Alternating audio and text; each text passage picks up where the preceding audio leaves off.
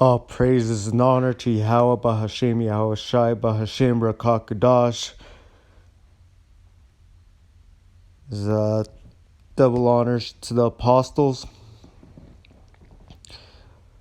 and elders of GMS who have taught us this truth 100%. Salutations to the hopeful elect.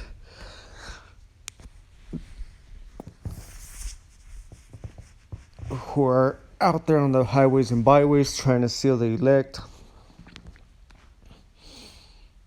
Of salutations to all those hopeful elect who are scattered among the heathen nations that may look like the heathen nations but are not of the heathen nations, whose father's seed line returneth back to Jacob. For if you could receive this, we know that in spirit and in faith, we are his chosen. We are that hopeful elect who have been scattered and oppressed by this wicked nation that ruleth the earth at the end of times. I woke up with I don't know. I've had a weird dream today, but my dream caught me to look this up today. And it's an autopsy reveals Taylor Skaggs choking to death on vomit after taking opioids. The stunning death of a 27-year-old Angel pitcher Taylor Skaggs was the result of an accidental overdose of opioids, fentanyl, and oxycontin and alcohol, according to the autopsy results. And the grieving family believes a team employee may be partially responsible for the tragedy. Let's take let's just think about it. Nobody really is forced to do anything. Everybody does everything as the Father's commanded us to do. There's no such free will. But yet our wicked ways takes us down a path that's either for salvation or destruction.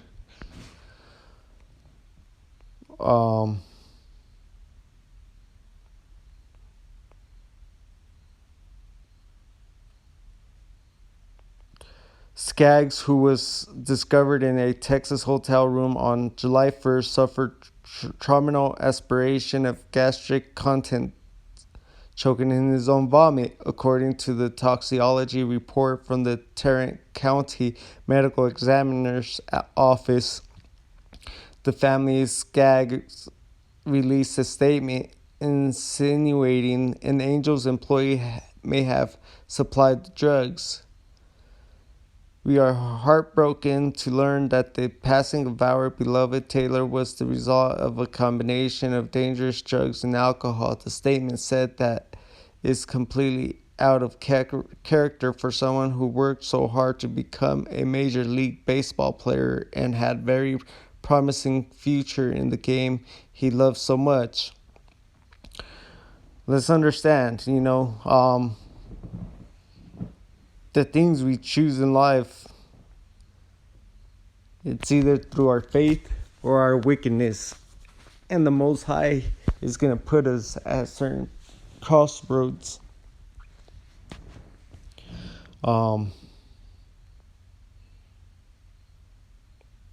It's always like Esau, trying to blame everybody else for what happens in their lives. If this was a Jake, the story would be how about his past and how he used to take drugs in his past, this and that, and how the lifestyle he grew up in, whether it be in a poverty area with a single mother or something like that, and he growing up rough, But usually in the case of Esau, they're always trying to make it seem as this was a person that never did nothing wrong and someone else did it to them.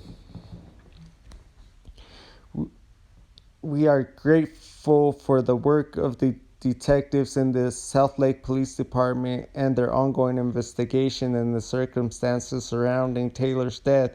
We were shocked to learn that it may involve an employee of the Los Angeles Angels. We will not rest until we learn the truth about how Taylor came into possession of these narcotics, including who supplied them. To that end, we hired attorney Rusty Hardin to assist us.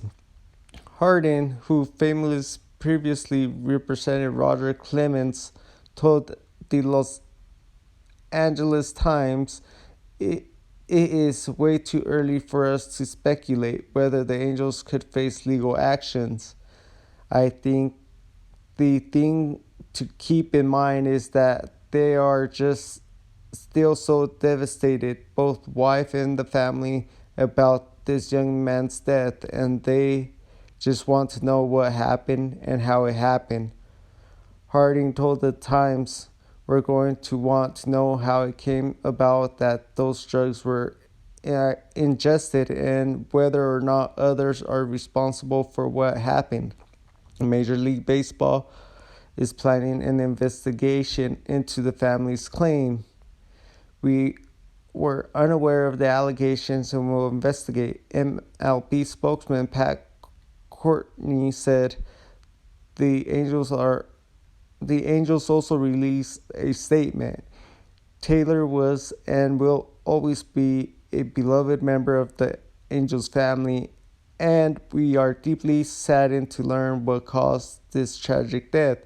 Angels Baseball has provided our full cooperation and assistance to the Salt Lake Police as they conduct their investigation." Skaggs' arrival with the Angels in South Lake, Texas for a series against the Rangers on June 30th, but didn't show up to the stadium the next day, leading to his discovery in the hotel room on the postponement of that night's game. Skaggs was drafted in the first round by his hometown team in 2009, made his major league debut with the Diamondbacks in 2012, and rejoined the Angels in 2014. Skaggs made 96 career starts, going 28-38 with a 4.1 EAR in the Angels' first home game. Following Skaggs' death, teammates wore jerseys featuring Skaggs' name and number, then went out and won a combination non-hitter. Okay, let's see. "We're going to do what we can to honor him and keep his legacy going on," infielder Zach Cozart said. Like I said, whenever it comes to Niedemite, I don't know if this guy was Niedemite. By the sounds of it,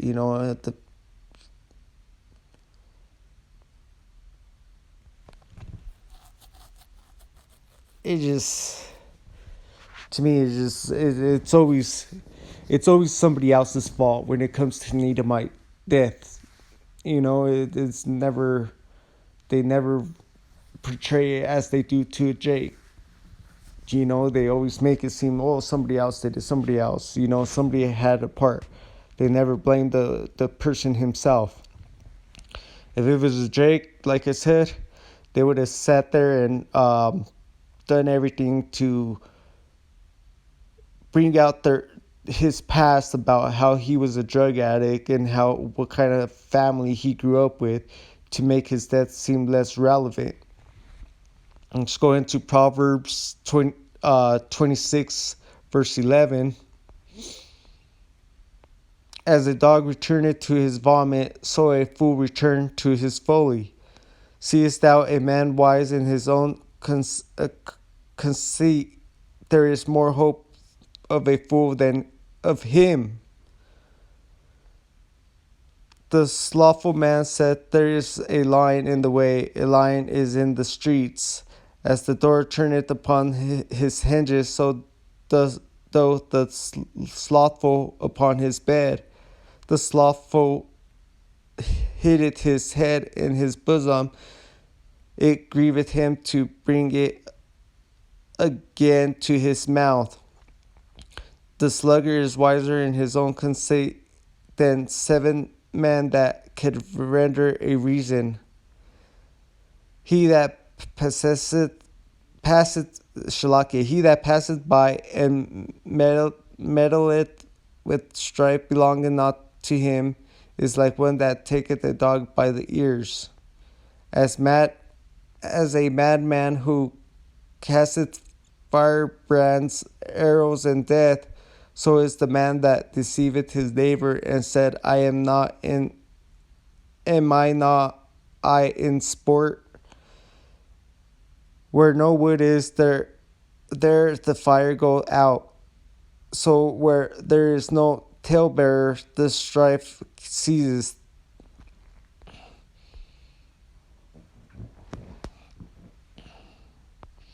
Let's go Galatians chapter 5, verse 26. I actually want to go into verse 25. If we live in the Spirit, let us also walk in the Spirit. Let us not be desirous of vainglory, provoking one another, envying one another. Romans chapter 8, verse 5. For they that are after the flesh do mind the things of the flesh, but they that are after the Spirit, the things of the Shalakia. But they that are after the Spirit, the things of the Spirit. For the carnally minded is death, but to the spiritual mind is life and peace. Because the carnal mind is enmity against Yahweh Hashem Yahushai, for it is not subject to the law of Yahweh Hashem Yahushai, neither indeed can be. So then they that are in the flesh cannot please Yahweh Hashem Yahushai. But ye are not in the flesh, but in the Spirit, if so be that the Spirit of Yahweh Hashem Yahushai dwell in you. Now if any man have not the Spirit of Mashiach, he is none of his. And if Mashiach be in you, the body is dead because of sin, but the Spirit is life because of the righteousness. But if the Spirit of him that rises up Yahushai from the dead dwell in you, he that rises up Mashiach from the dead shall also quicken your mortal bodies by the Spirit that dwelleth in you. Therefore, brethren, we are debtors not to the flesh to live after the flesh. For if ye live after the flesh, ye shall die. But if ye through the Spirit do mortify the deeds of the body, ye shall live. For as many as are led by the Spirit of Yahweh Hashem Yahushai, they are the sons of Yahweh Yahushai. For ye have not received the spirit of bondage again to fear, but ye have received the spirit of adoption, whereby we cry, Abba, Father. The Spirit itself beareth witness with our spirit that we are the children of Yahweh Hashem Yahushai.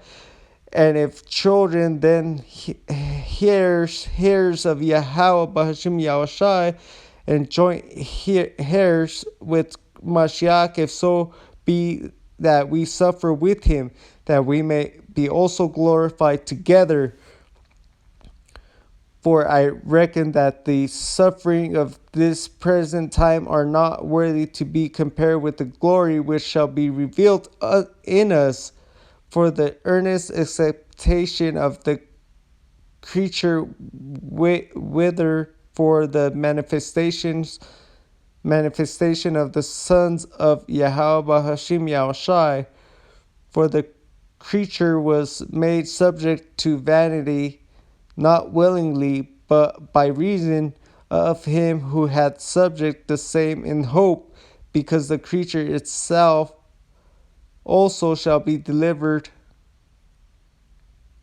from the bondage of corruption into the glorious liberty of the children of Yahweh Bahashim Yahushai.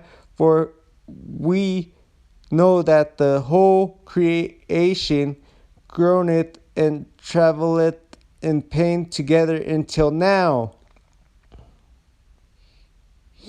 And not only they, but ourselves also, which have the first fruits of the Spirit, even we ourselves grown within ourselves, waiting for the adoption, to wit, the redemption of our body.